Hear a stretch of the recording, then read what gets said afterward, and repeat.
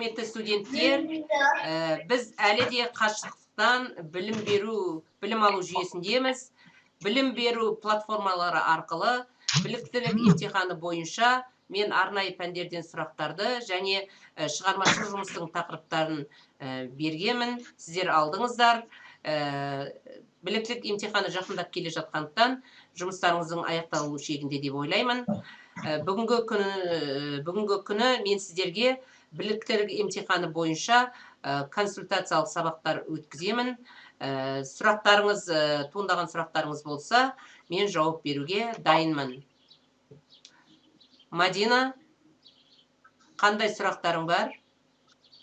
Киім бөлшектеріне қойылатын техникалық шарттар неге байланысты болады? Киім бөлшектеріне қойылатын пішілген бөлшектерге қойылатын техникалық шарттар, олар матаның бетінде дұрыс жатуы, негізгі жүп бағытын сақтауы, егер мата бір тегіс түстес болса, онда ауытқуларды дұрыс қоюы, мата шығынын азайту, ол да техникалық талаптардың бірі болып саналады пішілген бөлшектерде. Екінші сұрағым. Сұрақ шығармашылық жұмысқа байланысты. Матаны таңдаған кезде қандай техникалық шарттарға көңіл бөлу керек? Таңдаған кезде қандай техникалық шарттарға көңіл бөлу керек? Матаны таңдаған кезде ол сен шығармашылық жұмысыңа байланысты қойып отырсың. Матаны негіз таңдағанда мақта маталарды, өзің шығармашылық жұмыстың суретін өзің таңдағандықтан сетнемейтін болу керек, жақсы тоқылу керек ол мата, клейлі матаны жақсы қабылдау керек, ылғалды жылы өңдеу жұмысын күйдірмейтіндей қылып жақсы мата таңдауың керек, ол бәрі саған байланысты. Бірақ матаның да маталар пәнінен үйренгендегідей матаның толық қасиетін білуің керек. Назерке? Шалбардағы выточкаларды неге ауыстыруға болады? Шалбарлардағы выточкаларды бүрмелерге, енштерге ауыстыруға болады. Шығармашылық жұмыстағы экономикалық бөлімді бұйымның өзіндік құнын есептеу бағасын қалай шығарады? Шығармашылық жұмысындағы есептеу құнын алдымен сен шыққан шығын маталарын таблица бойынша қандай маталар қолдандың, қандай материалдар қолдандың, солардың бәрін толық бағасын есептеп шығарасың. Екінші, тігінші мен суретшінің бағасын шығарасың. Үшінші, әлеуметтік ағымдағы кететін шығындарды есептеп, толығымен есептеп шығарасың. Сол кезде сен өзіңнің жұмысыңның өзіндік бағасын шығарасың. Келесі Жанерке. Ашып үтіктеу кезінде қандай жастықшаларды пайдаланған дұрыс? Ашып үтіктеу кезінде қандай жастықшаларды қолданады? Сұрағың дұрыс. Біз үтіктеу кезінде негізінде ашып үтіктеу үшін қалыптарды қолданамыз. Ол арнайы үтіктеу столының үстінде орнатылады. Ол зығыр және шұға маталардан қапталынады. Екінші сұрағың бар ма? Екінші сұрағым бар, ол шығармашылық жұмысқа байланысты. Матамен жасалатын сәндік жұмыстарға қандай маталарды қолданған дұрыс? Енді шығармашылық жұмыста сен жұмысыңа қарағанда матамен жұмыс сенің жұмысың. Матаны таңдағанда өзіңде білесің. Сен мысалға қандай мата таңдадың шығармашылық жұмысыңда? Плюш матасын таңдадым. Плюш матасын таңдадың, өйткені ол өте жұмсақ. Астыңғы несі арқауы мақта матадан істелінген. Ол жақсы сетнемейді, сенің шығармашылық жұмысың жақсы көрінеді. Сондықтан айтқандағымдай, жаңада айттым, клейлі мата жақсы жапсырылу керек, мата сетнемеу керек, сенің жинаған жұмысың жақсы болу керек. Көбінесе әйел заты ол өз жерде өзінің өте таланттылығын көрсетеді. Қалған қалдық маталардан шығармашылық жұмыс жасау, ол да бір шеберліктің бір түрі. Келесі Ақмарал, сенде қандай сұрақ? Шу өндірісінде техникалық шарттарды сақтау қажет пе? Қандай өндірісте? Шу өндірісінде техникалық шарттарды сақтау қажет пе? Конечно, әрине сақтау керек. Пішілген бөлшектерді пішу кезінде сақтау керек. Өйткені пішілген бөлшектердің лекалдарын дұрыс жатқызу керек. Негізгі жіп бағытын дұрыс білу керек. Борлауды да дұрыс орындау керек. Мата шығынын аз болғанын істеу керек. Бөлшектердің бәрін техникалық шарттарға сай дұрыс жатқыза білу керек. Тағы бір сұрағым бар еді. Шығармашылық жұмыс жасау алдында ең алдымен не нәрсеге мән берілу керек? Ең алдымен неге мән беру керек? Сенің жұмысың қандай жұмыс? Шығармашылық жұмыста? Матамен, да? Матамен жұмыс істеу ма? Яғни сен матамен жұмыс істеу үшін бірінші матаның әсемдігіне, көркемдігіне қарайсың. Екінші, оның сетінемейтіндігіне қарайсың. Үшінші, ол үтікке де жақсы үтіктелуін қалайсың. Ол матаның тоқылуына байланысты. Одан кейін дублерин, клейлі маталардың жақсылығына да сен қарауың керек. Содан кейін матаның тоқылуы дегенім тығыз тоқылған маталар жақсы, жиі тоқылған маталар олар ирек тігіспен өңдеген кезде сәл созылмалы келеді. Сондықтан сен тығыз тоқылған маталарды таңдауға тырысуың керек. Келесі Гүлмира, сенде қандай сұрақ? Жағаны бұйыммен қондырған кезде қандай кемшіліктер орын алады? Жағаны бұйыммен қондырған кезде қандай кемшіліктер болады? Жағаны алдынан қарағанда негізі симметриялы бірдей болу керек. Оны симметриялығын бірдейлігін білу үшін орта тігісті бүктеп, екі жағаны қатарласып, бірінің үстіне бірін қойып тексеру керек симметриялығын. Екінші, үстіңгі жағаның қайыру тігісінің түзулігін тексеру керек. Сәндік тігістердің дұрыс орындалуын тексеру керек. Білесіңдер, сәндік тігістер 1 сантиметрде қанша тізбек жататындығын. Төртінші жаға жақсы қайырылып тұру керек. Ол кемшілік және дұрыс қондыруында. Дұрыс қондыру деген мойынға дұрыс жатқызуда жағаны. Тағы бір сұрақ туындап тұр. Бисермен жұмыс істеген кезде қауіпсіздік ережелері қандай? Бисермен жұмыс істеген кезде техника қауіпсіздік ережелері ол өте шыдамдылықты, шеберлікті талап ететін жұмыс. Бисермен жұмыс істеу. Бисермен жұмыс істегенде бірінші көзге өте көп күш салынады. Сондықтан бойды тік ұстау керек, жарық жақсы түсіп тұру керек. Содан кейін үшінші жақсы түсіп тұру керек. Содан кейін тағы не айту керек өшеде. Көзді шаршатпас үшін әр 1 сағат сайын көзге 10-15 минут демалыс беріп тұру керек. Гүлім, сенде қандай сұрақ? Гүлім,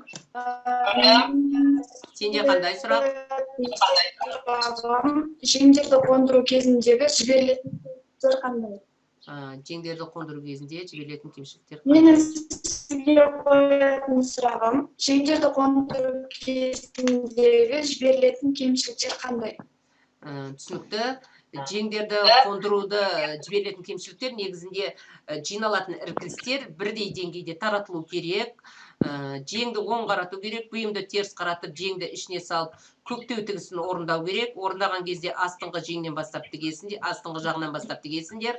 Іркілістің бәрін 5 бөлікке өткенде мен үйреткен, жеңді қалай қондыру керек екен. 5 бөлік бойынша дұрыстап қондыру керек. Оның көктеу тігістерін дұрыс орналасқандығын білу үшін манекенге кигізіп, көктеу жеңнің дұрыс қонған тексеру керек. Ол дұрыс қонған жағдайда жең салбырап тұрады, қалтаның 3/1 бөлігін жауып тұру керек. Жең сол кезде жақсы қонады. Оны үтіктеу де арнайы қалыптарда дұрыстап үтіктеу керек. Тағы сұрағың бар ма, Гүлім? Тағы сұрағым бар. Бұл біздің дипломный проекттен, дипломдық жұмыстан. Бисермен жұмыс жасаған барысында санитарлық шығармашылық жұмыстар. Бисермен жұмыс кезіндегі санитарлық технологиялық талаптар қандай? Санитарлық гигиеналық талаптар. Бисерлер қыздар сапалы болу керек. Сенің жұмысың бисерден екені көрініп тұр. Сапалы болу керек. Бойды тік ұстау керек. Жаңада бисермен айтқанда мен айтқам. Көзді шашатпау керек. Демалып тұру керек. Әр 1 сағат сайын 10-15 минут. Тік отырып тігу керек. Жарық жақсы түсіп тұру керек. Әмина, сенде қандай сұрақтар? апай сұрақ сондай. түсінікті. Әйел жеңіл киімін дайындаудың күрделілігі қалай анықталады? Әйелдің жеңіл киімін дайындау күрделілігі және өңдеу құны мына халықтың жеке тапсырысы бойынша тігін бұйымдарын дайындайтын прейскуранттармен анықталады. Прейскурантқа нелер кіреді? Прейскурантқа ол мына кәсіпорындардың категориялары, отеле жоғарғы, бірінші, екінші разрядты тігін шеберханалары кіреді. Содан кейін мына өңделудің қиындығына байланысты және материалдардың топтары кіреді. Бір сұрақ бар менде апай. Күрделілігі төмен бұйымдарға қандай киімдер жатады? Күрделілігі төмен киімдерге қандай бұйымдар жатады, иә? Оған қыздар негізінде жакет, сарафан, жилет, астарсыз бұйымдар кіреді. Содан кейін мойын оймасының формаласы күрделі емес, конструкциясы күрделі емес бұйымдар кіреді. Ғазиза, сенде қандай сұрақ? Менің сұрағым, тігін өнеркәсібінде киімдер қызметіне байланысты қанша классқа бөлінеді? 2 классқа бөлінеді. Киімдер өндірістік және тұрмыстағы киімдер болып бөлінеді. Оны айтылған, оны білуінде керек өзіңнің. Тұрмыстық киімдер. Шығармашылық жұмысқа байланысты екінші сұрақ. Бисер моншақтарының стекулярстан айырмашылығы неде? Бисер моншақтарының стекулярус моншақтарының айырмашылығы олардың ұзындығы 3 мм, түтікше, сымсо түтікшелер арқылы өтеді. Айырмашылығы сонда. Бисер моншақтары өте ұсақ болады, нәзік болады. 3 мм шыны түтікше су моншақтар ол стеклярус деген. Екінші сұрағың? Бисермен тоқудың ең көп тараған техникасы қандай? Бисермен тоқудың ең көп тараған түрі ол параллельді тоқу. Сым темір моншақтардың арасына түтікше арқылы өтіп, параллельді өтеді. Әйгерім Жайнар, сенде қандай сұрақ бар? Біліктілік емтиханы бойынша. Қол тігістердің ені неге байланысты болады? Қол тігісінің ендері неге байланысты болады? Ол негізінен қыздар матаның қалыңдығына байланысты. Екіншіден тігіліп жатқан бұйымға байланысты. Біз егер жеңіл матадан тігілетін болса, біз айтқанбыз, қол тігістерінің ені 5-7 мм, ал қалың пальтолық маталарда 1,5 сантиметрге дейін созыла береді. Келесі сұрақ. Мендегі сұрақ, белдемшелер түрпішіне қарай қалай бөлінеді? Белдемшелер түрпішіне қарай тік белдемше, төмене қарай кеңейтілген белдемше, қоңырау белдемше болып бөлінеді. Тағда сұрақ. Егер белдемшеге вытяжка жасамаған жағдайда оны неге ауыстыруға болады? Белдемшеде қыздар негізі вытяжкалар жасалынады неге? Дөңес жерлерге жасалынады. Вытяжкаларды алып тастауға болмайды, бірақ оны ауыстыруға болады. Оны юбкаларда инішке, қатпарларға, бүрмелерге ауыстыруға болады. Тағы кімде қандай сұрақ бар қыздар? Кім тағы қосымша сұрақ қойғысы келеді? Екінші тағы бір сұрағым бар еді. Қол жұмыстарын орындағанда қандай техникалық шарттарды білу керек? Дұрыс, ол да сұрақ. Қол тігістерін орындағанда қандай техникалық шарттарды сақтау керек?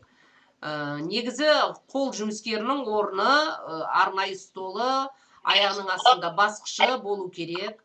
Оның құрал жабдықтары сақталынып тұратын арнайы жәшігі оң жағында болу керек.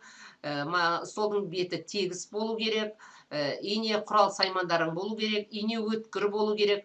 Қол тігістері тек қана ақ жіппен тігіледі. Мен оны сендерге айтқанмын. Көктеу тігісін орындағанда қыздар, мына сызықтардың орны, белгіленген сызықтардың орнынан машиналық тігіс пен қол тігістерінің ара қашықтығы 1 мм-ден аспау керек. Кімде тағы да сұрақ бар, қыздар? Менде сұрақ бар еді. Жеңді қондыру кезінде, мысалға, біз қондырып жатқан кезде технологиялық сақтау шарт бар. Қандай сұрақ? жеңдерді қондыру барысында бізге міндетті түрде технологиялық бір жүйелілікті сақтау шарты бар. Иә, әрине сақтау керек. Технологиялық бір жүйелік деген қыздар, ол өңдеудің бір ізділігі, реттілігі деген сөз. Сондықтан технологиялық жүйелік әрине керек, оны сақтау да керек. Оны сақтамасаң, онда сенің тігіп жатқан бұйымның толық өңдеуден дұрыс өтпегендігі болып саналынады. Тағы кімде сұрақ бар, қыздар? Сұрақтарың бітсе, біліктілік емтиханында кездескенше сәттілік сіздерге. Сау болыңыздар.